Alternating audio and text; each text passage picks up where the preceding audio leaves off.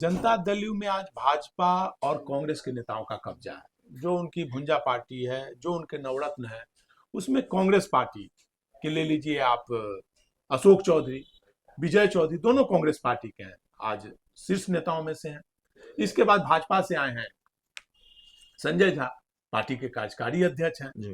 तो कांग्रेस और भाजपा का कब्जा हो गया है। समता पार्टी कहिए, समता और जदयू कहिए, तो जनता दल यू अब एक तरह से भाजपा और कांग्रेस की बी टीम बन गई है। कांग्रेस तो इंडिया गठबंधन है, लेकिन भाजपा की बी टीम बन गई है। जी। भाजपा जो चाहती है वो जनता दल यू में हो रहा है। अभी बोर्ड निगम की गठन की बात है, तो उसमें लव कुश समीकरण को कैसे जगह मिलेगी? लव कुश समीकरण को तो धीरे धीरे किनारे किया जा रहा है और उसको भाजपा में कहिए कि समाहित करने की कवायद की जा रही है नेताओं के द्वारा। जी। तो आज जो भी बोर्ड गठन हुआ है, तो रणवीर नंदन भाजपा के, किशोर कुणाल के दामाद हुए, बेटे हुए। तो आरएसएस कोटे से हैं, अशोक चौधरी ने कहा। अब ये दुर्भाग्यपूर्ण है भाई, अब अशोक चौधरी जैसे सीनियर मंत्री इस तरह की बात करते हैं। भाई बोर्ड निगम हो, संगठन हो, सब में आगे तो मुख्यमंत्री। नमस्कार, आप देख रहे हैं 4 PM और मैं हूं अभिषेक मिश्रा। देखिए, बोर्ड और आयोगों का गठन हुआ है बिहार में और इन नियुक्तियों को लेकर जो बवाल है वो बताने की जरूरत नहीं है। बोर्ड और आयोगों के गठन को लेकर बिहार के मुख्यमंत्री नीतीश कुमार एक तरह से राजनीतिक रूप से फंसे हुए हैं। तेजस्वी यादव हमलावर हैं, बिहार की विपक्षी पार्टियां हमलावर हैं और बोर्ड और आयोगों के गठन को लेकर यह सवाल भी है कि जनता दल यूनाइटेड, जिसको कहा जाता है कि वो लौकुश की पार्टी है, तो इस जातीय समीकरण से आने वाले किसी भी नेता को जगह क्यों नहीं मिली बोर्ड और आयोगों में। और दूसरा जो परिवारवाद का मसला है उसको लेकर भी सवाल हैं, लेकिन जो एक और मूल सवाल है वो ये है कि भाई, आपका आधार वोट बैंक अगर लौकुश समीकरण है, उस समीकरण के सहारे आपकी सियासी फसल लहलहाती है, तो फिर उस जाति से आने वाले नेताओं को बोर्ड और आयोगों में जगह क्यों नहीं मिली जेडीयू कोटे से, क्योंकि ये चर्चा राजनीतिक गलियारों में है। और नहीं मिली है तो क्या इसका राजनीतिक नुकसान भी उठाना पड़ेगा जनता दल यूनाइटेड को। इस वक्त हमारे साथ बिहार के senior journalist Santosh Kumar sir हैं। सर, मामला बड़ा दिलचस्प है। लव कुश समीकरण वाली पार्टी कही जाती है जनता दल यूनाइटेड, लेकिन बोर्ड और आयोगों में जगह नहीं मिली लव कुश समीकरण से आने वाले किसी नेता को। और अंदर खाने से जो खबर है कि भाई बहुत विस्फोटक स्थिति है, बहुत नाराजगी है और लव कुश समीकरण से आने वाले नेताओं को जगह नहीं मिली, उल्टे किसी के दामाद को जगह मिल गई, किसी के बहनोई को जगह मिल गई, ये स्थिति रही है। देखिए, जनता दल यू और लव कुश की बात करते हैं तो इसकी शुरुआत 1994 में नीतीश कुमार ने की थी, समता पार्टी का गठन करके। लालू प्रसाद से अलग होकर के नीतीश कुमार ने समता पार्टी का गठन किया था। उसके बाद से उन्होंने लव कुश समीकरण बनाया और धीरे धीरे लव कुश समीकरण का परचम लहराया और नीतीश कुमार पिछले 20 वर्षों से भाजपा के साथ मिलकर बिहार में सत्ता पे काबिज है।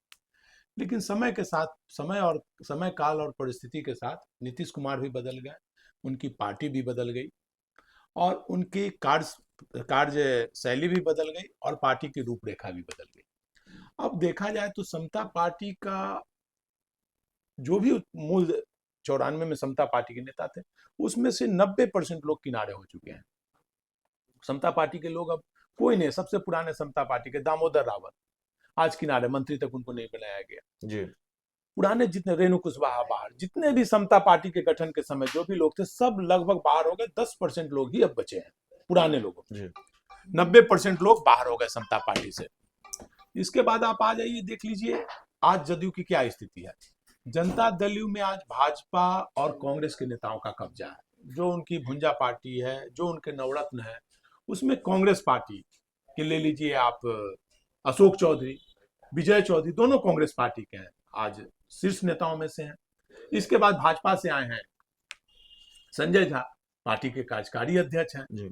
तो कांग्रेस और भाजपा का कब्जा हो गया है। समता पार्टी कहिए, समता और जदयू कहिए, तो जनता दल यू अब एक तरह से भाजपा और कांग्रेस की बी टीम बन गई है। कांग्रेस तो इंडिया गठबंधन है, लेकिन भाजपा की बी टीम बन गई है। भाजपा जो चाहती है वो जनता दल यू में हो रहा है। अभी बोर्ड निगम की गठन की बात है, तो उसमें लव कुश समीकरण को कैसे जगह मिलेगी? लव कुश समीकरण को तो धीरे धीरे किनारे किया जा रहा है और उसको भाजपा में कहिए कि समाहित करने की कवायद की जा रही है नेताओं के द्वारा। जी। तो आज जो भी बोर्ड गठन हुआ है तो रणवीर नंदन भाजपा के, किशोर कुणाल के दामाद हुए, बेटे हुए। वो तो आरएसएस कोटे से हैं, अशोक चौधरी ने कहा। अब ये दुर्भाग्यपूर्ण है भाई, अब अशोक चौधरी जैसे सीनियर मंत्री इस तरह की बात करते हैं।